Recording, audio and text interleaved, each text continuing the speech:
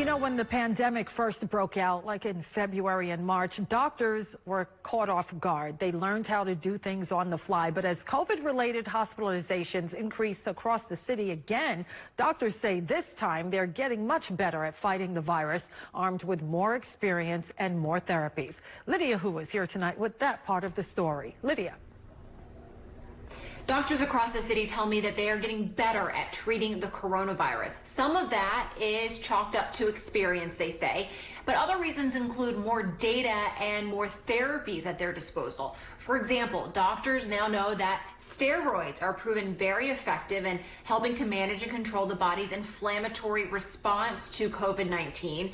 You may have heard of the cytokine storm. That can sometimes happen when the body's inflammatory response is so great that it starts attacking its own internal organs. Well, steroids have been proven to be very helpful to control and mitigate that. Also, remdesivir, that's the antiviral drug. We didn't know about that, using that at the beginning of the pandemic, but it's been demonstrated as effective. Not only do they know to use remdesivir, but they're also learning when to use it. Doctors say that they're now administering the drug earlier on in the disease process rather than waiting until a patient requires use of a ventilator. They're giving it before ventilation is required, finding that to be very helpful.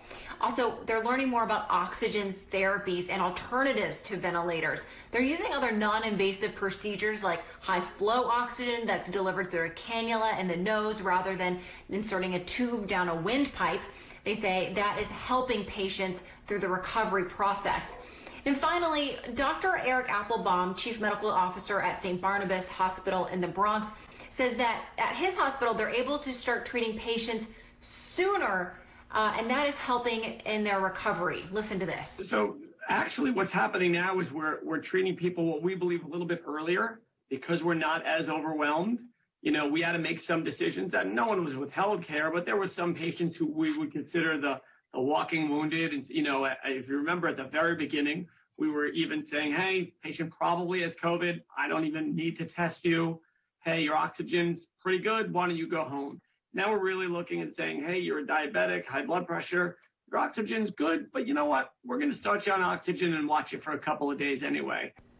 Now, the doctors that I've spoken to across Brooklyn and the Bronx and Manhattan say that they've learned so much since the start of the pandemic and being on the front lines and treating COVID patients. But they still say they have a lot to learn. But with every day, every week, every month that goes by, they say that they're getting better and smarter in how to treat this virus. For New York One, I'm Lydia Hu.